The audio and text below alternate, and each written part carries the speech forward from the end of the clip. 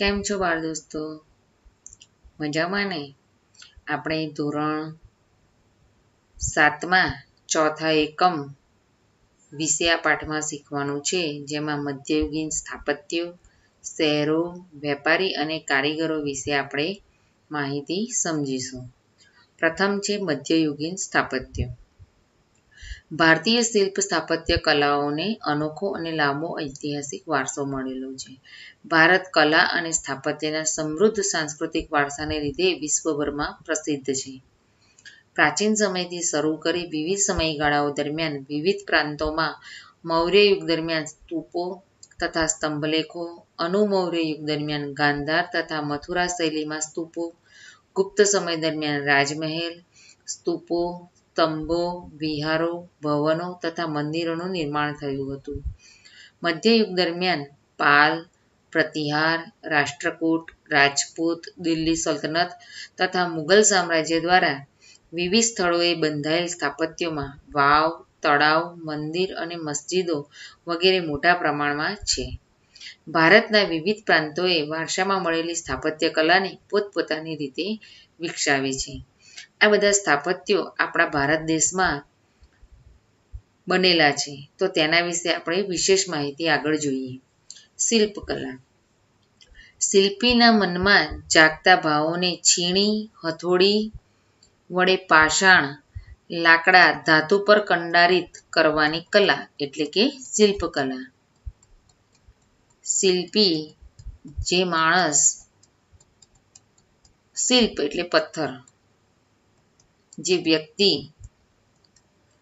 પોતાના મનમાં જાગતા ભાવોને છીણી, હથોડી જેવા સાધનો વડે પાષાણ એટલે પથ્થર પર કે લાકડા પર કે ધાતુ પર જે મૂર્તિ કંડારિત કરે અથવા જે ડિઝાઇન કંડારિત કરે તે કળાને શિલ્પકલા કહેવાય. સ્થાપત્ય. સ્થાપત્ય માટે શિલ્પશાસ્ત્ર શબ્દ પણ વપરાય છે. તેના માટે શિલ્પશાસ્ત્ર શબ્દ પણ વપરાય છે. સ્થાપત્યનો સરળ અર્થ બાંધકામ એવો થાય છે. જે કંઈ સ્થાપત્યો છે એ બધા બાંધકામ થયેલા છે. મકાનો, નગરો, કુવાઓ, કિલ્લાઓ, મિનારાઓ, મંદિરો, મસ્જિદો, મકબરાઓ, વાવ વગેરેના બાંધકામને સ્થાપત્ય કહે છે. સ્થાપત્ય કલામાં નિપુણ વ્યક્તિને સ્થપિત કહેવાય છે. હવે ભારતના સ્થાપત્યો. ઈસવીસન 700 થી ઈસવીસન 1200 સુધી રાજપૂત યુગ હતો. રાજપૂત યુગની સ્થાપત્યમાં મંદિરની નાગર શૈલી ઉત્તર ભારતમાં પ્રચલિત થઈ, જેમાં ખજુરાહોના મંદિરો, પુરીનું લિંગરાજ મંદિર તથા સૌરાષ્ટ્રના ગોપના મંદિરનો સમાવેશ થાય છે. દિલ્હી સલ્તનતના સમયગાળામાં ઇસ્લામ સાથે સંકળાયેલ નવી જ સ્થાપત્ય શૈલી જોવા મળે છે, જેમાં શરૂઆતમાં આરબ શૈલી પ્રમુખ છે. આ સ્થાપત્યમાં મસ્જિદ, મકબરા અને રોજા એમ 3 સ્થાપત્યો મુખ્ય છે. દિલ્હી સ્થાપત્યોમાં જામા મસ્જિદ, કુતુબ મિનાર, હોજ-એ-ખાસ, અલાઈ દરવાજા, સીરીનો કિલ્લો મુખ્ય છે. ફિરોજ તુગલકે બનાવેલી મસ્જિદો અને નહેરો વિશિષ્ટ છે. ગુજરાત, બંગાળ અને માળવાના મુસ્લિમ શાસકોએ આ સમયમાં અનેક સ્થાપત્યો તૈયાર કરાવ્યા હતા, જેમાં અમદાવાદનો ભદ્રનો કિલ્લો અને જામા મસ્જિદ, બંગાળની સોના મસ્જિદ અગત્યના છે. આ સમયમાં હિન્દુ સ્થાપત્યોમાં રાણા કુંભાએ બનાવેલ કુંભલગઢનો દુર્ગ અને ચિત્તોડનો કીર્તિસ્તંભ કે વિજયસ્તંભ અગત્યના છે. જુઓ અહીંયા બાજુમાં વિજયસ્તંભ દર્શાવેલ છે. ત્યારબાદ આગળ જોઈએ તો 13મી સદીનું કોર્ણાકનું સૂર્ય મંદિર અને કર્ણાટકનું હૌસલેશ્વરનું મંદિર સૌથી વિશિષ્ટ પ્રકારના સ્થાપત્યો છે. જો બાજુમાં સુંદર મજાનું ફોટોગ્રાફ્સ આપેલું છે. કોર્ણાકનું સૂર્ય મંદિર ઓડિશા રાજ્યના પુરી જિલ્લામાં બંગાળના અખાત પાસે કોર્ણાક સૂર્ય મંદિર આવેલું છે. આ મંદિરનું નિર્માણ 13મી સદીમાં ગંગ વંશના રાજા નરસિંહવર્મન પ્રથમના સમયમાં થયું હતું. આ રથ મંદિર 7 અશ્વો વડે ખેંચાતા સૂર્યના રથ જેવું નિર્માણ કરેલ છે. તેનો આકાર એક રથ જેવો છે અને અશ્વ એટલે કે તેને 7 ઘોડા ખેંચતા હોય તે રીતનું સૂર્યના રથ જેવું તેની બનાવટ છે અને 12 વિશાળ પૈડા છે. આ મંદિરનું નિર્માણ કાળા પથ્થરોમાંથી થયું હોવાથી તેને કાળા પેગોડા તરીકે પણ ઓળખવામાં આવે છે. હવે આગળ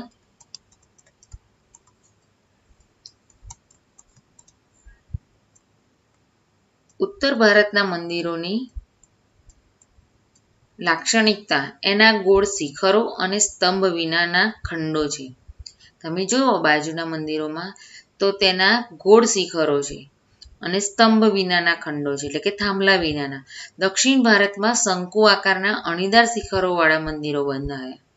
દક્ષિણ ભારતમાં ગોપુરમ મંદિરનું પ્રવેશદ્વાર મંદિરોની વિશેષતા છે.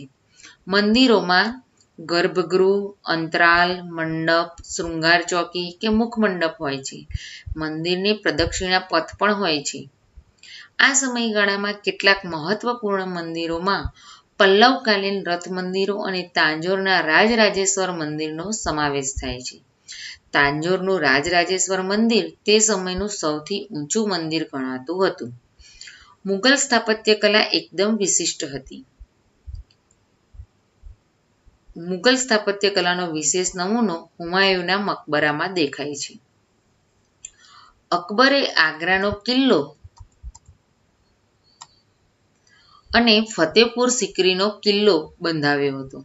તમે જુઓ અહીંયા તો આગ્રાના કિલ્લાનું ચિત્ર આપેલું છે. તો આ કિલ્લો અકબર રાજાએ બંધાવ્યો હતો. શેરશાહનો સસારામનો મકબરો આ સમયનું અગત્યનું સ્થાપત્ય છે. મુઘલોએ બાગ બગીચાની એક આખી પરંપરા શરૂ કરી હતી, જેમાં કાશ્મીરનો નિશાત બાગ, લાહોરનો શાલીમાર બાગ અને આગ્રાના આરામ બાગનો સમાવેશ થાય છે.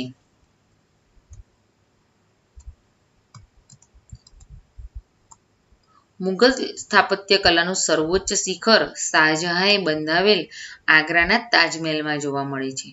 વિશ્વની 7 અજાયબીઓમાં સ્થાન ધરાવતા ઉત્તર પ્રદેશના આગ્રામાં યમુના નદીના કિનારે આવેલ તાજમહાલનું નિર્માણ મુઘલ બાદશાહ શાહજહાંએ પોતાની બેગમ મુમતાજ મહલની યાદમાં કરાવ્યું હતું.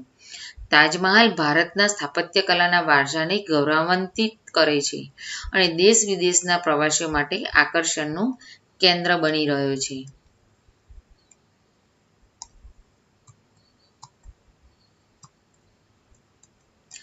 આ ઉપરાંત દિલ્હી સ્થિત લાલ કિલ્લાનું નિર્માણ શાહજહાંએ કરાવ્યું હતું. લાલ પથ્થરોથી તૈયાર થયેલ આ કિલ્લામાં દીવાને આમ, દીવાને ખાસ, રંગમહેલ જેવી મનોહર ઇમારતો બંધાવી હતી. તેની સજાવટમાં સોનું, ચાંદી, કિંમતી પથ્થરોનો અદ્ભુત સમન્વય થયો છે. આ જ કિલ્લામાં શાહજહાંએ કલાત્મક મયુરાસન બનાવડાવ્યું હતું. દર વર્ષે 15મી ઓગસ્ટ તથા 26મી જાન્યુઆરીએ આ લાલ કિલ્લા પરથી ધ્વજવંદન કરવામાં આવે છે. જુઓ અહીંયા લાલ કિલ્લાનો ફોટો આપેલો છે અને બાજુમાં સુવર્ણ મંદિર અમૃતસરનો ફોટો આપેલો છે. તો આ લાલ કિલ્લામાં દર વર્ષે 15મી ઓગસ્ટ તથા 26મી જાન્યુઆરી જે આપણા રાષ્ટ્રીય તહેવારો છે ત્યારે ત્યાં ધ્વજવંદન કરવામાં આવે છે. હવે આગળ આ સમયે શીખ સંપ્રદાયના શ્રેષ્ઠતમ સ્થાપત્ય સુવર્ણ મંદિરનું નિર્માણ અમૃતસરમાં કરવામાં આવ્યું હતું, જે પણ અહીંયા સુંદર ફોટા સાથે બતાવેલું છે, જે આખું સોનાથી મઢેલું છે, જે અમૃતસરમાં આવેલું છે. ગુજરાતના સ્થાપત્યો.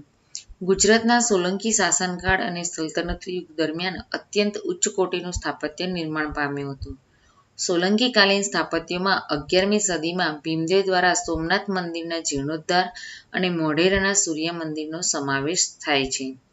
જુઓ અહીંયા સોમનાથ મંદિરનો ફોટો આપેલો છે અને બાજુમાં ઉપરકોટ જે જૂનાગઢમાં આવેલું છે તેનો ફોટો છે. ગીર સોમનાથ જિલ્લાના વેરાવળ પાસે આવેલા પ્રભાસ પાટણમાં સોમનાથ મંદિર આવેલું છે. સોમનાથ શૈવ પંથનું એક અત્યંત પુરાતન, સમૃદ્ધ અને મહત્વનું કેન્દ્ર હતું. આજે પુરાણા મંદિરનું માત્ર સ્થાન જોવા મળે છે. છેલ્લે 1951માં આ નવા મંદિરનું નિર્માણ થયું છે. સોમનાથ એ ભારતમાં અત્યંત પવિત્ર એવા 12 જ્યોતિર્લિંગોમાંનું એક છે. જૂનાગઢ શહેરમાં ઉપરકોટનો કિલ્લો છે. ઉપરકોટનું મૂળ નામ ગિરિદુર્ગ હતું. રાખેંગારે તેમાં અડીકડી વાવ અને નવગણ કૂવો બંધાવી પાણીની સુવિધા પૂરી પાડી હતી.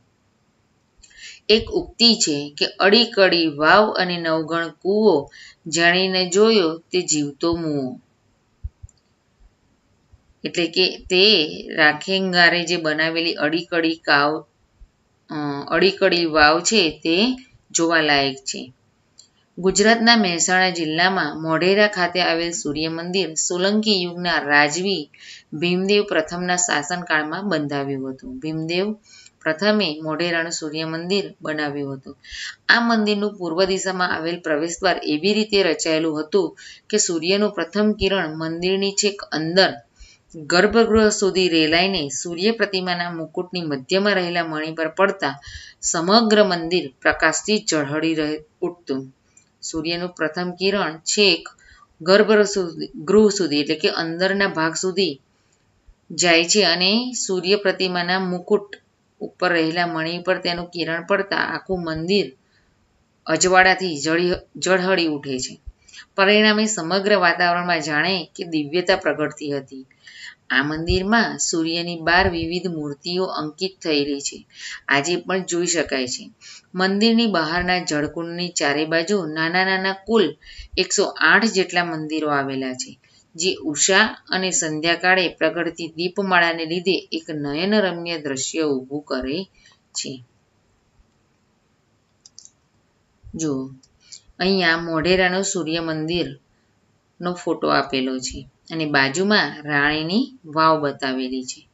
હવે ભીમદેવ પહેલાના રાણી ઉદયમતી દ્વારા સ્થાપિત રાણીની વાવ વિશ્વ પ્રસિદ્ધ વાવનો નમૂનો છે. શિલ્પ સ્થાપત્યના અજોડ નમૂના સમાન તથા અજાયબી સમાન 7 માળની રાણીની વાવ આજે પણ ગુજરાતના પ્રાચીન પાટનગર પાટણમાં આવેલી છે. રાજા ભીમદેવની રાણી ઉદયમતીએ ભીમદેવના મૃત્યુ પછી તેનું બાંધકામ કરાવ્યું હતું.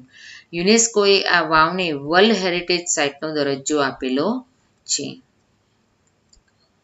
હવે સિદ્ધરાજ જયસિંહ દ્વારા સ્થાપિત સિદ્ધપુરનો રુદ્રમહાલય ગુજરાતનું વિશિષ્ટ સ્થાપત્ય ગણાય છે. પોતે શૈવપંથી હોવાથી સિદ્ધરાજે પોતાના આ મહાલયનું નામ રુદ્ર સાથે સાંકળ્યું હતું.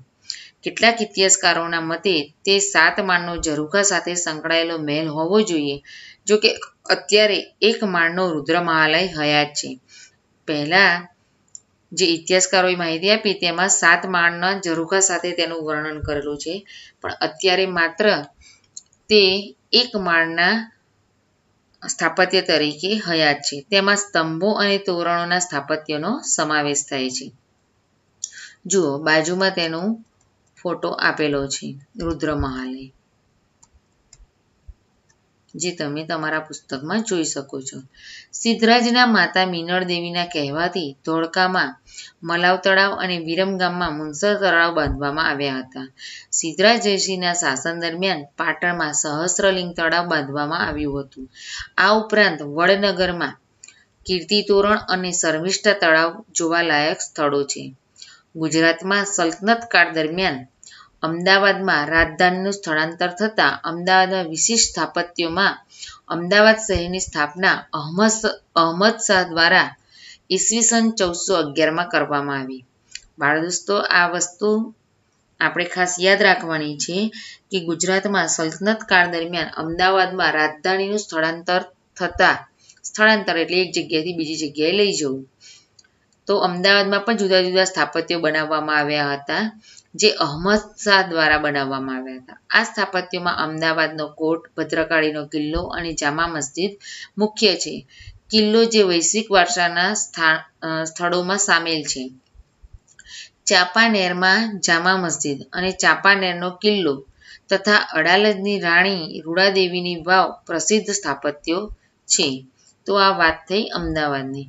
ગુજરાતના અન્ય સ્થાપત્યોમાં હોજે કુતુબ એટલે કે કાંકરિયા તળાવ અને નગીનાવાડી, ડભોઈનો કિલ્લો, ખંભાત અને ધોળકાના મસ્જિદો પ્રમુખ સ્થાપત્યો ગણાવી શકાય. અમદાવાદના વિશિષ્ટ સ્થાપત્યોમાં સીદી સૈયદની જાળી વિશ્વવિખ્યાત છે. જુઓ, અહીંયા સીદી સૈયદની જાળીનો એક ફોટો આપેલો છે. અને બાજુમાં વડનગરનું કીર્તિ તોરણ દર્શાવેલ છે. તેની બારીઓમાં વિશિષ્ટ પ્રકારની જાળીઓની કોતરણી જોવા મળે છે. તમે જુઓ તો એની જે બારી છે તેમાં ઝીણી ઝીણી જાળીની કોતરણી જોવા મળે છે. અત્યંત બારીક કોતરણી પથ્થરમાં નકશી કરીને તૈયાર કરવામાં આવી છે. આ જાળી એક પથ્થરમાં બનાવેલી છે જે ખૂબ જ સુંદર છે, જેને વિશ્વની ઉત્કૃષ્ટ સ્થાપત્ય કલાનો નમૂનો ગણવામાં આવે છે. હવે આગળ પાદલિપ્તસુરી નામના જૈન મુનિએ પાદલિપ્તસુરી નામના જૈન મુનિએ પાલિતાણાના શત્રુંજય ડુંગર ઉપર જૈન મંદિર નિર્મિત કરાવ્યા એટલે કે બનાવ્યા. દુનિયામાં એક જ જગ્યાએ પહાડ પર સૌથી વધારે મંદિરો હોય તેવા પાવાપુરી અને પાલિતાણાના સ્થળો છે. 24 તીર્થંકર અહીં બિરાજમાન છે. પાવાપુરી અને સમેત શિખરની જેમ જ પાલિતાણા પણ જૈનોનું મહાન તીર્થધામ છે. ગુજરાતમાં એક વિશિષ્ટ સ્થાપત્ય તરીકે પાળિયાનો સમાવેશ થાય છે. પાળિયા સાથે કોઈ વીરગાથાઓ જોડાયેલ હોય છે. મોટે ભાગે આવા યોદ્ધાઓના પાળિયા યુદ્ધસ્થળ અથવા તેમના મૃત્યુના સ્થળે બાંધવામાં આવે છે. આ પાળિયાની વર્ષમાં તેની તિથિ પ્રમાણે પૂજા અર્ચના કરવામાં આવતી હોય છે. ગુજરાતમાં પાળિયાના શ્રેષ્ઠતમ ઉદાહરણોમાં જામનગર પાસે ભૂચર મોરીનો સૂરજકુંવરબાનો પાળિયો અને સોમનાથના મંદિર પાસે હમીરજ ગોહિલ પાળિયાનો સમાવેશ થાય છે. આ ઉપરાંત તમે અમુક ગામોમાં પણ આવા પાળિયા જોઈ શકો છો જેની પૂજા થતી હોય છે.